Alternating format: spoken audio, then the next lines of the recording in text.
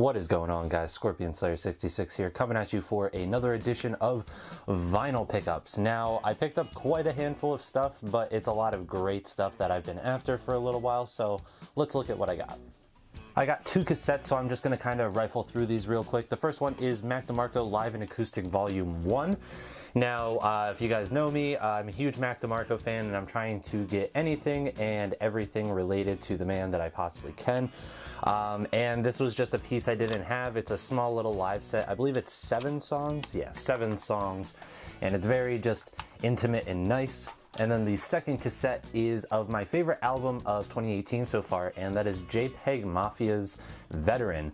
Now, this is some really great, like, experimental, like, glitchy hip-hop. It's just really good stuff. Comes on a beautiful pink cassette with some drawings on there. I got the first pre-order for the vinyl of these as well, but wanted to support the man because this is one of the best pieces of music I've heard from this decade so far. So first up is actually the newest thing that I got. I was waiting on this to make this video. This is Unknown Mortal Orchestra's 2. Now, Unknown Mortal Orchestra is just a really good, like, kind of psychedelic rock with, like, kind of a folky nature to them.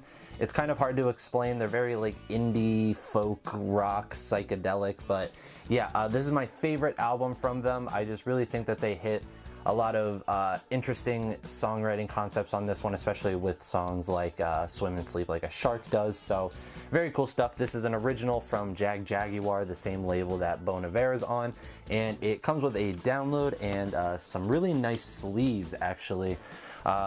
It's kind of hard to see, but there's all the lyrics for the album right there. And then on the back, it's just a really nice sketch. So very cool stuff. Really great album. If you guys are looking for some kind of easygoing, breezy, indie psychedelic rock, definitely give this album and the rest of their discography a chance. Another random Discogs purchase. This was Dark Throne Under a Funeral Moon. Now, if you guys know me, I love me some black metal, and Dark Throne is probably my favorite black metal band, so I've been trying to get some more of their records. This is probably like my third favorite from them, behind Transylvanian Hunger and Ablaze. But really nice packaging, just very simple, white lyrics, black gatefold, of course, that iconic cover image, and these great images of the band on the back with the track list. And then opening it up, it has a really nice just black sleeve, but it has a little note from one of the members, or maybe an excerpt from a review, and then this gorgeous piece of art on the back here. So yeah, very cool stuff. Really great album. If you guys are trying to get into the black metal genre, Dark Throne is definitely a very easy way to kind of understand the nature of the genre. This was like a couple bucks, and this is the Yellow Jackets Politics. Now, I know really not much about this group. My one friend who's really into jazz just told me if I was looking to expand a little bit more to look into these guys, and I think I saw this for like $5 or $6. I did listen to it once, but truth be told, I wasn't giving it my full focus, so I don't even quite remember what it sounded like. It's on MCA Records with those beautiful rainbow and cloud sleeves. Also in a terrible plastic sleeve. I don't know why these were ever a thing. They're horrid. But yeah, my friend knows quite a bit about jazz music, and he told me that I would be super interested in this, so I definitely want to give this a shot again soon. So I traded in a handful of records this month that I just wasn't super interested anymore, and with my credit I bought a couple things. The first one being Neil Young's Landing on Water. Now, truth be told, I'm not very familiar with this album. It's one of the few Neil albums I'm not like very knowledgeable on, or could like tell you much about. But yeah, it was pretty cheap. I think it was like $6. But yeah, really love the special thanks with this great picture. And then on the back is all of the lyrics. From what I can tell, this is an original. But yeah, very cool stuff. Again, it was free credit, so I might as well try and learn more about one of my favorite artists. Also, with my credit, I picked up two things I'm sort of familiar with, but I haven't ever delved really into. The first one is Animal Collective's Centipede HZ. Now, truth be told, I haven't listened to this one yet, but yeah, I got a bunch of credit, and apparently someone just traded in a bunch of more modern, contemporary albums, and yeah, so this was one of the ones I grabbed. I sort of like Animal Collective. I'm not super knowledgeable on them. Of course, I've heard the ones everybody rants and raves about, but I haven't ever done like a deep dive into their discography. But this seemed like a really cool place. I love the cover art and stuff. So yeah, the record sleeves are also just very crazy. You can definitely tell that this is going to be some like electronic type stuff going on in here. So yeah, very excited to hop into this one soon. Another thing I used my credit for was the Knife's Shaking the Habitual. Now, I've seen this album cover somewhere before, and I know I've heard a lot of great things about it, but yeah, I decided to pick it up and give it a try. Just based off of the cover art alone, it sold me, and then when I was doing more research, I figured out that I knew this album. It is a triple LP set, so this thing is ridiculously large, but it's gorgeous, and the color choices are absolutely amazing, even if they are kind of an eyesore in person. But yeah, very excited to try this one soon when I get the free time to spin 3 whole records. A band you're gonna see a couple more times in this video. This is King Crimson's Beat. Now, I kind of just like went crazy on buying Crimson stuff this month, but yeah, this was the first one I bought, and this was the last thing I used my credit for. This is an original pressing. This is when Adrian Belew was doing the vocals and stuff like that, and Fripp was mainly taking on instrumental and what he called Frippertronics. But yeah, very cool stuff. I think a lot of the Adrian Belew stuff gets pretty underappreciated. You know, Discipline is obviously highly ranked in their catalog, but that's really the only one that a lot of people talk about. But I really feel like this one is very good. It has a lot of great instrumental chops to it, and it's still King Crimson, just with a more new wave approach, for lack of a better term, a more 80s approach to the King Crimson formula. So yeah, I really like this one, and I feel like people should talk about it a little bit more. This is a very cool item for me. Now, my local record store that I'm very cool with got in a bunch of imports of Jimi Hendrix stuff. So like, this is called Welcome Home.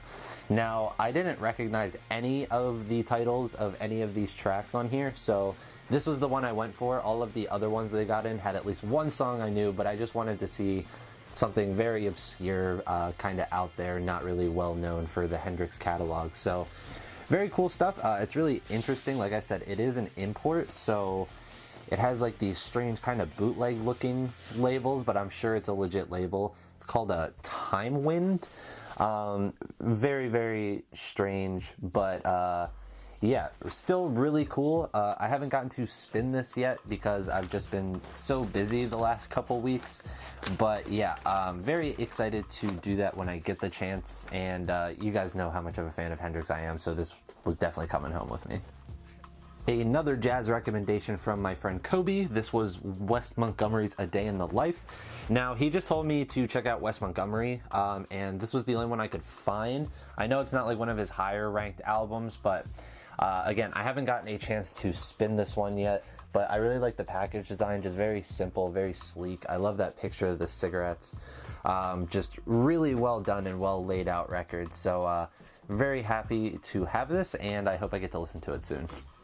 This is definitely one of my favorite things I picked up, even though it's not worth a lot of money or anything, but this is an original single for Atmosphere and She's Lost Control by Joy Division. As you guys may know, Unknown Pleasures is an album that means a lot to me. It's one of my favorite albums of all time, and actually in March I'm getting a Joy Division tattoo, so very cool. This is the original Factory Records pressing of it, but yeah, just really stoked. I mean, anything Joy Division I don't have is something I'm immediately interested in, especially singles with some of my favorite Joy Division songs. Like She's Lost Control is one of my absolute favorite songs from them, so very happy to have this one, and I paid like $2 for it. One of my favorite albums from last year, this was Tyler the Creator's Flower Boy. Now, I was waiting for this forever to come in, so very excited to finally have it. I love this inner gatefold where it's just like kind of talking shit about how there was supposed to be like cool album photos, but yeah, they didn't go through, so it's just very cool. Again, I love the packaging of this, and this album cover was definitely my favorite one of last year. This is just gorgeous. Tyler did such a great job with the presentation on this. And yeah, these records sound really nice. If you guys are at all interested in these records, I would definitely recommend doing so. It sounds really nice, and I love the labeling with the bees. But yeah, just some really gorgeous, funky, soul-y, R&B inspired hip-hop with a really introspective set of lyrics, coming from a guy that we couldn't take seriously a couple years ago. So this was definitely one of the biggest surprises of the year. Even me being sort of a fan of Tyler, this absolutely blew me away. And yeah, this was definitely one of my top 5 favorites from last year. Another classic jazz LP that I'm very familiar with, this is Art Blakey and the Jazz Messengers' Monin'. Now, also in the month of March, I am planning on picking up a drum kit. It's been the instrument I've wanted to learn pretty much since I got into music, really. And yeah, I mean, Art Blakey is a huge inspiration on how I want to drum. And I think having this right near my drum set would give me a lot of inspiration to push myself as a musician, even though I'm not technically one yet. But yeah, really, really nice. This is on Wax Time, and yeah, these labels are very simple, but very effective. So yeah, just classic jazz LP, very focused on the drumming, of course, with Art Blakey involved. But yeah, just really amazing drumming on this. If you want to like start understanding drums outside of rock music or pop music and things along those lines, this is definitely a good place to look. Alright, let's unleash all these King Crimson albums. The first one is Starless and the Bible Black. Now, I just started randomly picking up King Crimson albums, like the ones I hadn't heard before. So yeah, first off, this is amazing. This is absolutely so much better in person. But yeah, I just started picking up their albums I hadn't heard because obviously they're not available on streaming because Robert Fripp hates music streaming services. But yeah, this is just more really great stuff. This is, I believe, the same era as Red, or it might have even came out that time. So yeah, this is just more really great King Crimson. If you guys haven't heard it, I really highly encourage you to try and seek it out. Next up is King Crimson's In the Wake of Poseidon. Now, this is one of those times where you sell something just because you're not interested in it at the moment, and then you kind of instantly regret it, and then you spend years trying to find it again. That's me with this. I think in like one of my very first episodes of vinyl pickups, I picked up an original of this, and I really wasn't into King Crimson then, so I sold it like an idiot, but I finally have it back, and these remasters that they did, I believe is in 2013, are really great. So if you guys are looking to get some King Crimson and can't find some originals, the newer 2013 pressings are very good. Love the packaging design on this, and again, this is just some more of the early King Crimson stuff. Like I believe this was 1970, so like right after Court of the Crimson King. Just some really defining, like progressive, kind of psychedelic rock. Just more really great King Crimson.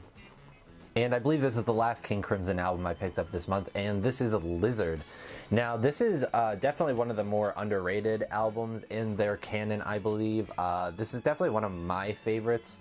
It's just really heavy compared to a lot of their other stuff, for lack of a better term, even though some of their other stuff is so very heavy. But yeah, again, amazing design work in here.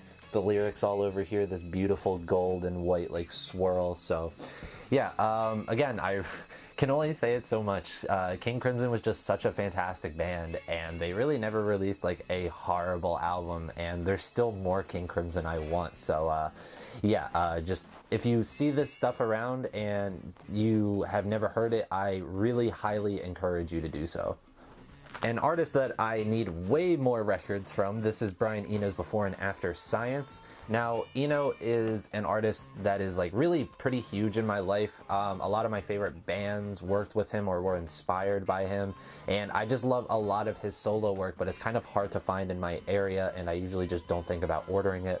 But yeah, my record store got this one in, and I happily grabbed it. This is more akin to his earlier Roxy Music stuff, as opposed to the more ambient stuff he was doing at this time in his career. But yeah, this is just more really great stuff from Eno. If you guys don't know Brian Eno, he's kind of like the father of ambient music. He helped a lot of great bands like the Talking Heads. He worked a lot with Bowie in his Berlin trilogy. So yeah, the man is a musical genius, and I hopefully will be adding more of his stuff to my collection soon. And speaking of Bowie, this is David Bowie Lodger. Now, this was the last Bowie album I was looking for to have all of the ones that I really like, and they thankfully just reissued the Berlin trilogy recently. Absolutely iconic photo. But yeah, this is the last of the Berlin trilogy, at least in the 70s.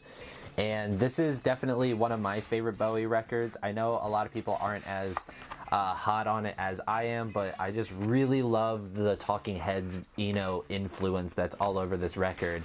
And yeah, on the inside it comes with this really cool lyric sheet, and then on the back it's a really interesting collage. But yeah, just a really fantastic album. If you guys are trying to get into Bowie outside of like the glam rock era, this is definitely one of my personal favorites from the man. Finally finished off my Nick Drake collection with 5 Leaves Left. Now, I've said it before when I talk about Nick Drake, he's one of my favorite artists of all time. All 3 of his albums are absolute classics, masterpieces, whatever term you want to use. But yeah, this was just the last one I needed, and I finally grabbed a copy. Just absolutely iconic imagery all over this. But yeah, this is just the beginning of Nick Drake's sadly shortly lived musical career. It's very folky, kind of sparse, acoustic type of deal. But yeah, his lyrics are fantastic, his playing is amazing, his arranging is just absolutely stellar. So yeah, obviously this is a reissue. I'm too poor to afford original Nick Drake records, unfortunately. Alright, this last set of records is definitely the coolest stuff that I picked up this month in my opinion. The first one being Miles Davis Live Evil. This originally started as the sequel to his 1970 album Bitches Brew, but it really took on its own life, and it actually turned into a half live performance, half studio recorded type of deal. But yeah, this is just amazing, avant-garde, kind of you know, just really wild, jazz, fusion, free jazz, whatever you want to call it. But yeah, hearing this stuff live gives it a really insane amount of energy. And yeah, I feel like this is really his most successful blending of rock instrumentation and jazz, but it doesn't quite have the same appeal to me as Bitches Brew, but it's still really excellent. Definitely one of my favorite Miles records for sure. And we have another Miles record that I like even more. This is In a Silent Way. Now, this was released right before Bitches Brew, and it's a very interesting crossroads in his career because he was just doing his weird 60s stuff, and then he was dating Betty Davis, or he was married to her, and he figured out funk music and all this other music he had never been hip to. But the middle gap between this funk into the jazz fusion of the 70s was this extremely ahead of its time, proto-ambient album from him. So yeah, this is just 2 songs, one on each side of the record. But yeah, this is either an original or a same year repressing of it, and it's absolutely stunning. This is definitely one of my favorite Miles records.